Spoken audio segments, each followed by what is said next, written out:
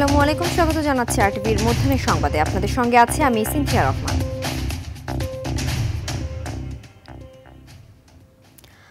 পূর্বাঞ্চলে রাজুকের সরকারি প্লট বরাদ্দে অনিয়মের ৩টি মামলায় ক্ষমতাচ্যুত সাবেক প্রধানমন্ত্রী শেখ হাসিনাকে ২১ বছরের কারাদণ্ড দিয়েছে আদালত। সকালে ঢাকার বিশেষ জজ আদালত ৫ এর বিচারক মোহাম্মদ আবদুল্লাহ আল মামুন প্রতিটি মামলায় ৭ বছর করে কারাদণ্ড দেন। মামলাগুলোতে শেখ হাসিনা, তার ছেলে সজীব ওয়াজেদ জয় ও মেয়ে সাইমা ওয়াজেদ পুতুল সহ মোট ৪৭ জনকে আসামি করা হলেও ব্যক্তি হিসাবে এই সংখ্যা ২৩। রায় ঘিরে আদালত এলাকায় বিশেষ নিরাপত্তা ব্যবস্থা জোরদার করা হয়েছে। মোতায়েন করা হয়েছে বিজিবি ও পুলিশ। আদালতে হাজির করা হয়েছে গ্রেফতার একমাত্র আসামি রাজুকের সাবেক সদস্য মোহাম্মদ খুরশিদ আলমকে।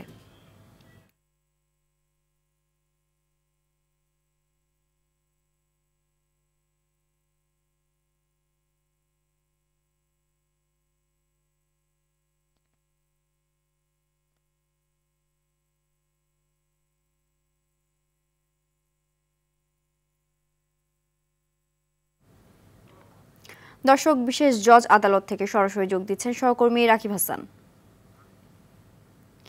রাকিব, রায়ের আর কি তথ্য পেয়েছেন? আদালত প্রাঙ্গণের সার্বিক চিত্র আমাদেরকে জানাবেন।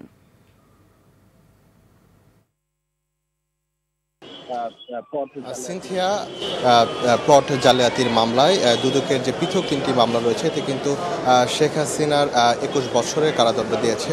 মূলত প্রতিটি মামলায় কিন্তু ৭ বছর করে তাকে মামলা দেওয়া হয়েছে এবং ৭ বছর করে, এবং এটি একটা রায় কার্যকর হলে অন্যটি কিন্তু আস্তে আস্তে তার হলে কার্যকর হবে। একটি রায় হলে তার পরবর্তীতে অন্যটি পর্যায়ক্রমে কিন্তু ২১ বছর তার কারা রায়টি দেওয়া হয়েছে এবং এখনও শুনানি আসলে চলছে। এবং আমরা যেটুকু জানতে পেরেছি যে এখানে আইন তাদের পক্ষে, শেখ হাসিনার পক্ষে বা যারা আসামি রয়েছে তাদের কিন্তু কারোরই, যারা আইনজীবী রয়েছে তারা কিন্তু কেউ অংশগ্রহণ করেনি এবং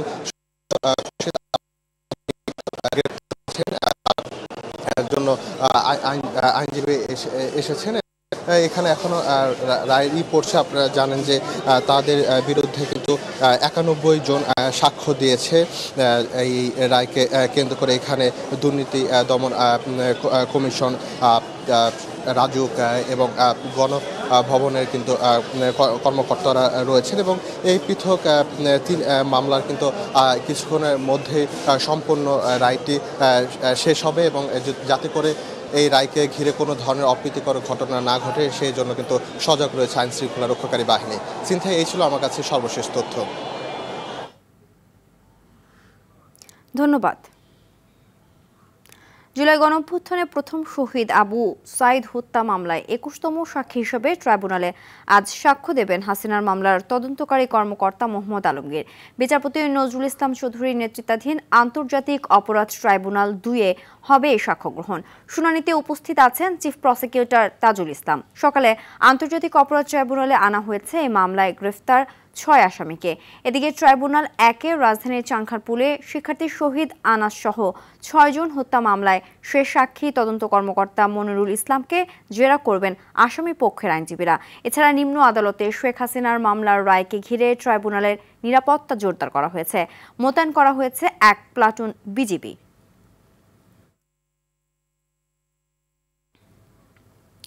ত্রয়োদশ সংসদ নির্বাচনকে সামনে রেখে তফসিল ঘোষণার আগে আইনশৃঙ্খলা বাহিনীর সঙ্গে আবারও বৈঠকে বসেছে নির্বাচন কমিশন। সকালে রাজধানীর আগারগাঁও নির্বাচন ভবনে প্রধান নির্বাচন কমিশনার এএমএম নাসির উদ্দিনের সভাপতিত্বে ৪ নির্বাচন কমিশনার, স্বরাষ্ট্র সচিব, ইসি সচিব সহ বিভিন্ন বাহিনী ও সংস্থার শীর্ষ ব্যক্তিরা বৈঠকে অংশ নেন। এতে নির্বাচনী নিরাপত্তা পর্যালোচনা করে কর্মকৌশল নির্ধারণ করতে নির্দেশনা দেবে ইসি।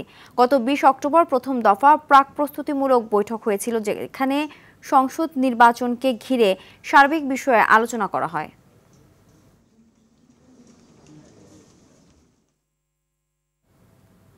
বৈঠকের বিষয়ে নির্বাচন কমিশন থেকে জানাচ্ছেন সহকর্মী নাজমুল হুদা। নাজমুল, আজকের বৈঠকের বিষয়ে বিস্তারিত কি তথ্য আছে আপনার কাছে? সিনথিয়া, ত্রয়োদশ জাতীয় সংসদ নির্বাচন ঘিরে কিন্তু তফসিল ঘোষণার খুব বেশি সময় নেই। প্রধান নির্বাচন কমিশনার থেকে ইসিরা আমাদেরকে জানিয়েছেন যে ডিসেম্বরের প্রথমার্ধেই তফসিল ঘোষণা হবে। সেক্ষেত্রে তফসিল ঘোষণার আগেই আইন শৃঙ্খলা রক্ষাকারী বাহিনীদের ভোটের পরিবেশ সুষ্ঠুভাবে করার জন্য যা যা করা প্রয়োজন সেসব বিষয় নিয়ে মূলত আজকে মিটিং হবে এবং মিটিংটি 11:15টার দিকে শুরু হয়েছে নির্বাচন কমিশন ভবনে এবং এখনও মিটিংটি চলছে। তো আজকে মিটিংয়ে আইন শৃঙ্খলা রক্ষাকারী বাহিনীর শীর্ষ পর্যায়ের কর্মকর্তারা রয়েছেন এবং তাদেরকে প্রধান নির্বাচন কমিশনার বেশ কিছু নির্দেশনা দিবেন। আপনি জানেন যে ভোটের পরিবেশ রক্ষায় নির্বাচন কমিশন কিন্তু 3টি জোনে কেন্দ্রগুলোকে ভাগ করেছে এবং এই ঝুঁকিপূর্ণ, অতি ঝুঁকিপূর্ণ বা তুলনামূলক কম ঝুঁকিপূর্ণ এইসব কেন্দ্রগুলোতে আলাদাভাবে পরিকল্পনা নিয়ে কর্মকর্তাদেরকে ঢেলে সাজানো হবে এবং এইসব বিষয়ে নিয়ে আজকে আলাপ আলোচনা করে চূড়ান্ত সিদ্ধান্ত নেওয়া হবে। এছাড়া ভোটের কতদিন আগে এবং কতদিন পরে আইনশৃঙ্খলা রক্ষাকারী বাহিনীর সদস্যরা থাকবেন এরকম একটি আলোচনা হবে। এর আগে যে মিটিং হয়েছে সেই মিটিংয়ে আমরা জানতে পেরেছি যে 7 থেকে 8 দিন অথবা 9 দিনও রাখা হতে পারে এরকম আলোচনা রয়েছে।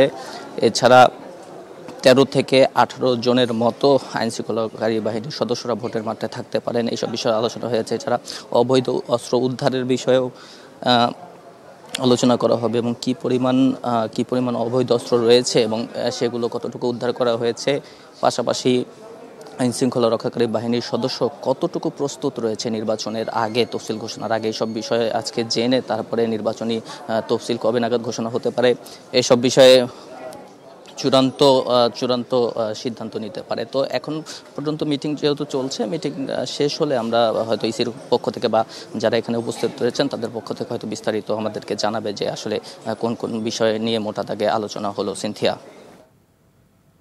ধন্যবাদ। 3 দফা দাবিতে আজ থেকে ফের পূর্ণ দিবস কর্মবিরতির কর্মসূচিতে যাচ্ছেন সরকারি প্রাথমিক বিদ্যালয়ের সহকারী শিক্ষকরা। এবার অনির্দিষ্টকালের কর্মবিরতির ডাক দিয়েছেন তারা। এতে দেশের 65,500 বিদ্যালয়ে আবারও ক্লাস বন্ধ হয়ে যাচ্ছে।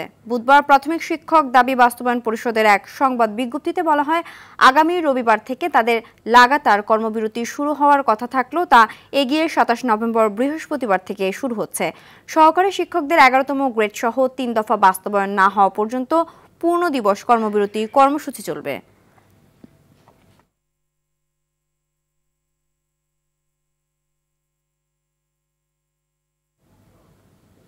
অবৈধ কারখানায় অভিযান চালিয়ে বিপুল পরিমাণ নকল সার ও বিষাক্ত রাসায়নিক জব্দ করেছে সেনাবাহিনীর সদস্যরা।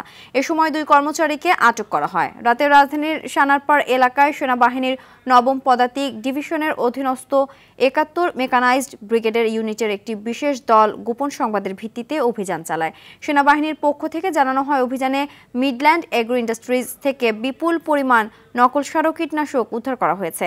কারখানাটিতে এসব নকল পণ্য বিদেশি কোম্পানির নামে মোড়কজাত ও বাজারজাত করা হতো। প্রায় 8 লাখ টাকার পণ্য জব্দ করা হয়। পরে জব্দ করা মালামাল ও আটক ব্যক্তিদের ডেমরা থানায় হস্তান্তর করা হয়। ডক্টর শহীদ মিলনের 35তম শাহাদাত বার্ষিকী উপলক্ষে কথা বলছেন রুহুল কবির রিজভী। আমরা সরাসরি চলে যাচ্ছি সেখানে। নেতা আয়োলের বিকল্প সদস্য হিসাবে যিনি কাজ করেছেন এই রিজিয়নে এবং আন্তর্জাতিক পর্যায়ে, তার জন্য একটা কোনো ব্যবস্থা করা হয়নি, একটা ভালো মতো থাকার কোনো ব্যবস্থা করা হয়নি। একবারই চোর ডাকাতরা যেভাবে ফেলে রাখে ওইভাবে আমরা তো আছি, আমাদের তো কোনো কথাই না। তার মতো মানুষকেও এইভাবে ফেলে রেখেছি। এই যে নিপীড়ন, নির্যাতন, কালকে আমি বলেছি, এইটা ভোগ করতে হয়েছে 15.5 বছর, 16 বছর, এবং তাদের আন্দোলনের ফসল মঈনুদ্দিন ফখরুদ্দিনের সময় থেকেই সেইটা চলেছে এবং সেটা মানে পার হয়ে আমরা 6 তারিখে আমরা যখন বের হতে পারলাম, সক্ষম হলাম, তখন কিছুটা আমরা নিঃশ্বাস ফেলতে পারলাম যে কমপক্ষে বাইরে বেরিয়ে এখন আমাদের গুমের ভয়ে কোথাও আত্মগোপন করে থাকতে হবে না, গ্রেপ্তারের ভয়ে আমাদের আত্মগোপন করে থাকতে হবে না, মিথ্যা মামলার ভয়ে আত্মগোপন করে থাকতে হবে। এই সারা জাতি তার সন্তান সন্ততিতে নিয়ে প্রতিটি মুহূর্তে, প্রতিটি ক্ষণে এই ধরনের আতঙ্কের মধ্যে দিন কাটাতে হচ্ছে।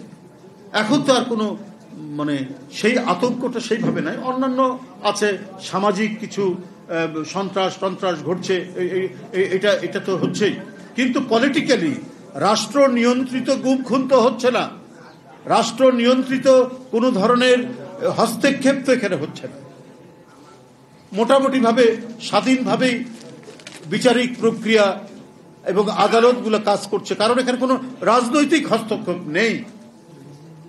সুতরাং এখানে বলার কোনো অবকাশ নেই যে কোথাও ইয়ে হচ্ছে, কোনো ধরনের কি বলে যে কোর্টকে প্রভাবিত করা, যেটা শেখ হাসিনা করেছে, সেরকম তো ঘটনা এখানে হয়নি।